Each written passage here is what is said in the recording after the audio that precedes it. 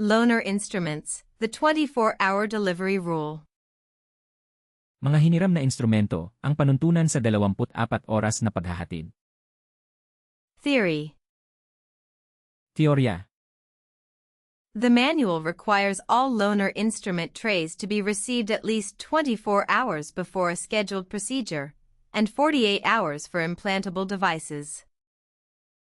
Iniaatas ng manual na ang lahat ng hiniram na instrument tray ay dapat matanggap ng hindi bababa sa 24 na oras bago ang isang nakatakdang pamamaraan, at 48 na oras para sa mga naitatanim na aparato.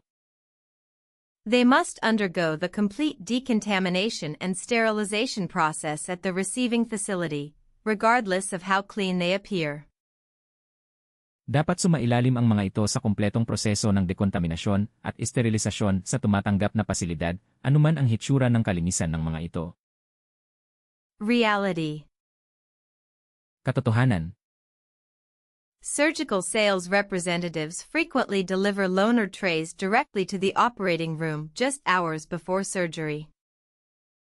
Madalas na direktang naghahatid ang mga surgical sales representative ng mga hiniram na tray sa operating room ilang oras na lang bago ang pag-opera.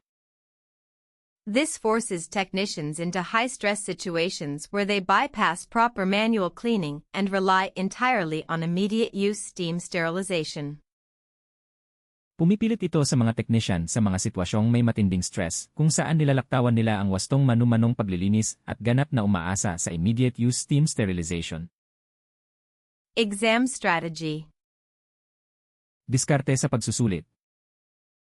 The exam strictly tests your adherence to facility processing over vendor promises. Mahigpit na sinusubok ng pagsusulit ang iyong pagsunod sa pagpoproseso ng pasilidad ng higit sa mga pangako ng vendor. If a multiple-choice option suggests skipping decontamination because the vendor provides a sterilization certificate from another hospital, it is a dangerous trap.